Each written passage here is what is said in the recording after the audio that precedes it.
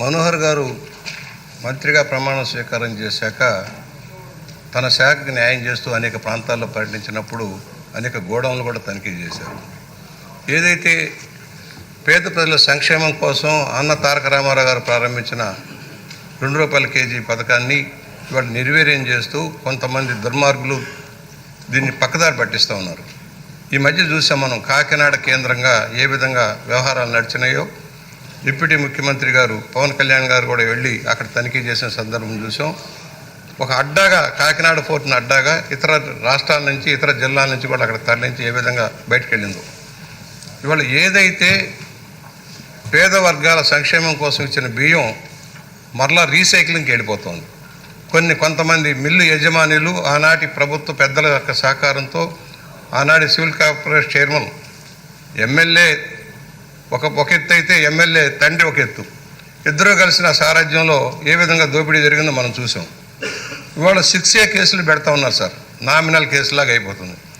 బందర్లో మాజీ మంత్రి గారు ఏ విధంగా వ్యవహరించారో, కుటుంబ సభ్యులు ఏ విధంగా సివిల్ సప్లైస్ గోడౌన్స్లోని బియ్యాన్ని తరలించారో మనం చూసాం. ఇవాళ దెయ్యాలు వేదాలు ఉంచినట్టుగా పెద్ద పెద్ద కబుర్లు చెబుతూ ఉన్నారు.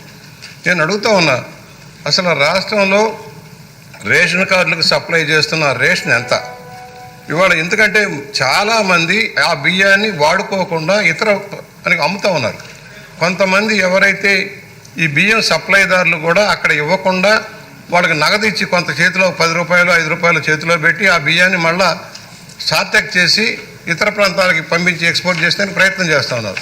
దీనివల్ల ప్రభుత్వం ఎక్చక్ర మీద భారం పడుతూ ఉంది, సామాన్య ప్రజలకు న్యాయం జరగడంలో. సార్టెక్ పేరుతో దోపిడీ చేశారు గత ప్రభుత్వం. ఇవాళ ఇంటింటికి బియ్యం సప్లై చేస్తా ఉన్నారు అధ్యక్ష. ఇంటింటికి సప్లై చేస్తామని ₹1600 కోట్ల ఖర్చు పెట్టి అయ్యగారి సుందర ముఖార విందం బొమ్మలు వేశారు. అది దగ్గర పిచ్చి పరాకాష్ఠ చేరిన గత ముఖ్యమంత్రి గారు చేసిన నిర్వాహకం ఏంటంటే పిల్లలు ఆడుకునే క్రికెట్ కిట్లు వేసుకున్న గార్డులు కింద గార్డు మీద కూడా ఆయన బొమ్మ వేసుకున్నాడు అధ్యక్ష. చిన్నపిల్లలు వేసుకున్న గార్డు మీద కూడా ఆయన బొమ్మ వేసుకున్నాడు. అంత పిచ్చి పరాకాష్ఠకి కేవలం ఆయన ప్రచార ఆర్భాటం కోసం ఇంటింటికి అన్నారు. ఇంటింటికి ఇచ్చారా? గతంలో ఏ రోజునైనా వెళ్ళి తెచ్చుకునేవాళ్ళు, పొలం పనులకు వెళ్ళేవాళ్ళు, ఇతర వృత్తుల మీద వెళ్ళేవాళ్ళు వచ్చి వారికి అనుకూలమైన సమయంలో బియ్యం తెచ్చుకునేవాళ్ళు. ఇవాళ వాహనాలు అన్నారు, ఆ వాహనాలు నడవట్లా, ఇంటింటికి ఇవ్వటంలా, కేవలం ఒక సెంటర్లో పెడుతున్నారు. పర్యవసానం ఏమవుతుంది? ఈ బియ్యం అంతా కేంద్రీకృతమైన వ్యవస్థను ఏర్పాటు చేశారు దోపిడీకి. అదొక గత ముఖ్యమంత్రి యొక్క సారథ్యంలో నడిచిన అవినీతి చరిత్ర ఇది. దీని మీద ఎందుకంటే అధికారుల పాత్ర ఉంది దీంట్లో. ఎవరైతే సివిల్ సప్లైస్ని నిర్వర్తిస్తున్నారో రెవెన్యూ అధికారుల పాత్ర కూడా లేకుండా ఈ కేసులు నడవద్దు సార్. పోర్టుల దగ్గర కూడా సరైన చెక్కింగ్ లేకపోవడం దుర్మార్గం. ఏ బియ్యం వెళ్తుంది, ఎక్కడి నుంచి వెళ్తుంది అనేది. ఇవాళ సార్టెక్ పేరుతో దగా చేశారు సార్. ఈ బియ్యం ఎక్స్పోర్ట్కి ఒక సార్టెక్ను ఒక నెపంగా వాడుకున్నారు. ఫోర్టిఫైడ్ బియ్యంలో కూడా దగా సార్. ఈ రాష్ట్రంలో ఫోర్టిఫైడ్ బియ్యం తయారు చేసే సంస్థలు ఉన్నాయి, ఇక్కడ కాదట. ఇతర జిల్లాల వాళ్ళు, ఇతర రాష్ట్రాల వాళ్ళు కావాలట. ఇక్కడ స్మాల్ మీడియం ఇండస్ట్రీ వాళ్ళు బతకాలా అక్కర్లేదా? దానివల్ల స్థానికంగా పనులు అవుతాయి. ఈ సందర్భంగా తమ ద్వారా ఒక విజ్ఞప్తి కూడా చేస్తున్నారు అధ్యక్ష. రాష్ట్రంలోని ఏ కొనుగోళ్ళైనా ఈ రాష్ట్రంలో తయారైన ఉత్పత్తులు కొనాల్సిన అవసరం ఉంది, సివిల్ సప్లైస్ కానీ ఏ శాఖ అయినా. దానివల్ల ఇక్కడ ఉత్పత్తులకు డిమాండ్ వస్తుంది. జిఎస్టీ కూడా మనకే వస్తుంది సార్. ఇతర రాష్ట్రాలకి ఇతర ప్రాంతాలకి కమిషన్ల కోసం ఇస్తే దాన్ని నష్టపోయేది మన ప్రజలు. వస్తువులు ఉత్పత్తి చేసే చిన్న సంస్థలు దెబ్బతింటూ ఉన్నాయి. కనుక దాని మీద కూడా తమ ద్వారా మనవి చేస్తున్నాను, విజ్ఞప్తి చేస్తున్నాను, ఆలోచన చేయండి.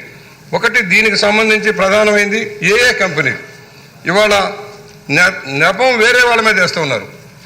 ఛత్తీస్గఢ్ వాళ్ళ మీద, ఒరిస్సా వాళ్ళ మీద వేస్తున్నారు. అసలు ఈ రాష్ట్రంలో జరిగిన రాజకీయ అవినీతి వల్ల జరిగిన పరిణామాల మీద సరైన చర్యలు తీసుకోవాల్సిన అవసరం ఉంది. నేను ఒకటే చెబుతున్నాను, దాని మీద ఏ కంపెనీలు, లావస్ ఇంటర్నేషనల్, అశోక ఇంటర్నేషనల్, ఎవరు ఈ సంస్థలు, దీని బ్యాక్గ్రౌండ్ ఎవరు, ఎంతెంత సీజ్ చేసాం, సీజ్ చేసిన బియ్యాన్ని ఏం చేస్తూ ఉన్నాం. ఓడలు బయట నుంచి వచ్చిన ఓడలు నిలవబెడితే డెమరేజ్లు మళ్ళీ మనమే కట్టుకోవాలి అధ్యక్ష. డెమరేజ్ మన మీద పడుతుంది. ఆ పరిణామాలు లేకుండా ముందుగానే చెక్ చేసుకోవాల్సిన అవసరం ఉంది. ఇవాళ ఎవరైతే దాదాపుగా 1000 కోట్ల రూపాయలు దోచారు అధ్యక్ష, దీంట్లో 1000 కోట్లు దోచారు. ఇంకా జరుగుతాను ఇతర ప్రాంతాల్లో కూడా. నేనేమంటున్నానంటే ఊరికి 6A కేసులు పెట్టి పెనాల్టీ వేయటం కాదు.